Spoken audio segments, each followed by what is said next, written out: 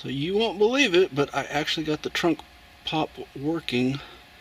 That's 7261801. You see how I have 01000008 for F.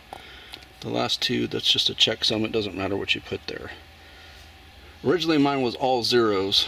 That 1 and 8 weren't there, and it had nothing. And then I was Googling on the internet and found, I want to say it was 01000005, and that worked for the locks and unlocks. And so I thought I was done. Well, apparently it's year specific.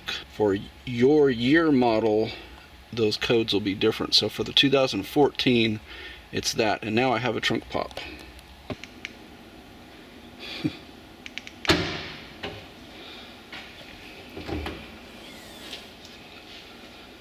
Alright, so I don't know what the cadence is.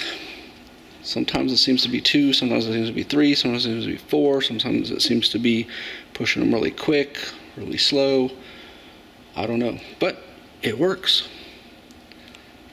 So thank you to everybody who was coming up with suggestions, and now at least we know for the 2014 what you have to do with Forscan to make it work.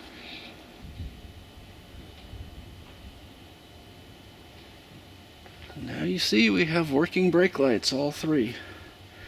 You're not even going to believe how stupid the fix was. So you see this stop and turn lamps configuration in the body control module, and there's lock feedback horn turn only.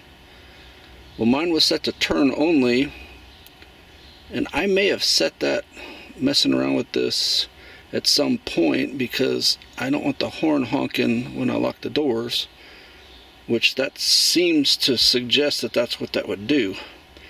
However, with it on lock feedback horn, the brake lights work. When it's set to turn only, then the brake lights don't work, which that just seems bizarre. Like, why would you even have that setting? Anyway, that was the fix. So now we're in business, everything's working.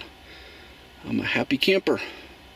So my apologies to bashing the downfitters. This one is actually an engineering issue. Why would you ever want a setting to where you can turn your 2 lower brake lights off and just not have them work? I don't understand. Like I said, it's not a matter of switching the brake lights off to go to like a secret stealth approach to a crime scene or something.